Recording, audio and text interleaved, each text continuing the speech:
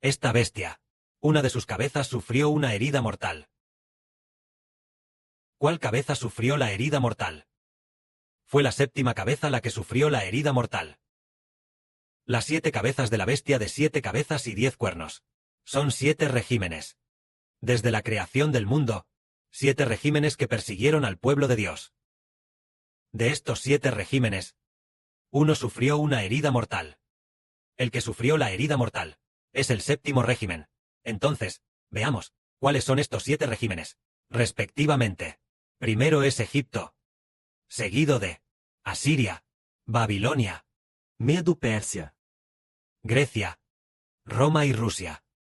Entonces entendemos que los primeros 6 regímenes ya no existen, pero el séptimo régimen aún permanece. El séptimo régimen es Rusia.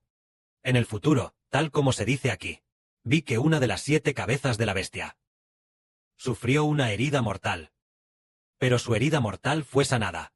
Porque fue sanada, toda la tierra se maravilló. Y siguió a la bestia.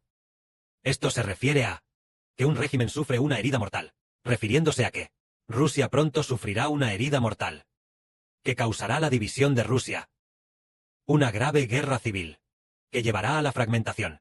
Por lo tanto, la séptima cabeza sufrió la herida mortal, tal como se dice aquí, pero su herida mortal fue sanada. Y, es decir, Rusia se dividirá pronto. Después de la división, probablemente unos años después. Tras unos 10 años de división.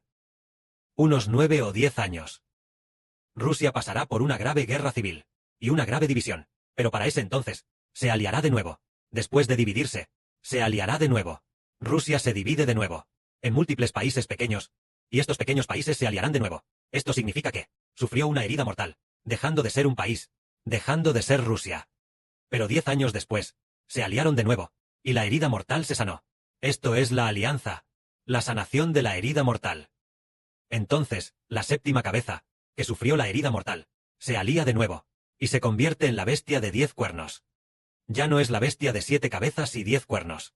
Las 7 cabezas gobiernan en diferentes épocas, bajo diferentes cabezas.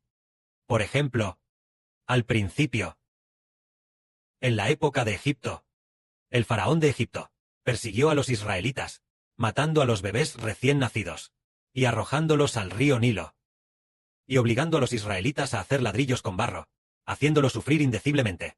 Ese Egipto es la primera cabeza. La segunda cabeza es Asiria. Asiria persiguió una vez al reino de Judá, matando y atacando al reino de Judá gravemente. A continuación, es Babilonia. Babilonia destruyó el reino de Judá, destruyendo al pueblo de Dios. Medo-Persia, También atacó al pueblo de Dios. Grecia también, y Roma estuvo en la época del Señor Jesucristo. La época del apóstol Juan. Llegó a Roma.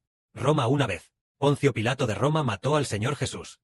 Y en esa época, Roma perseguía a los creyentes en el Señor. Finalmente, al llegar a esta época, el fin del mundo, es decir, el hermano Geber, de la descendencia de la mujer, esta época, es Rusia, que perseguirá al pueblo de Dios. Pero Rusia no lo hará, bajo la forma de la Federación Rusa. Esta Rusia actual no puede perseguir al pueblo de Dios, sino que Rusia, después de recibir una herida mortal y aliarse, entonces perseguirá al pueblo de Dios. Inmediatamente después, Rusia recibe otra herida mortal.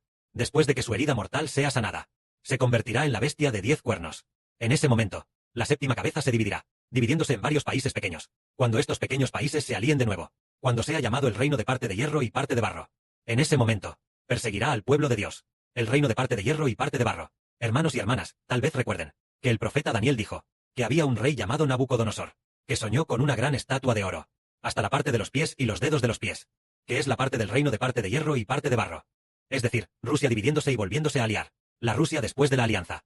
Ya no será la Rusia que tiene hierro. Al principio era fuerte como el hierro. Pero después, se convertirá en un reino de parte de hierro y parte de barro. En ese momento, perseguirá oficialmente al pueblo de Dios. Que la gloria sea para el Padre y el Señor. Amén.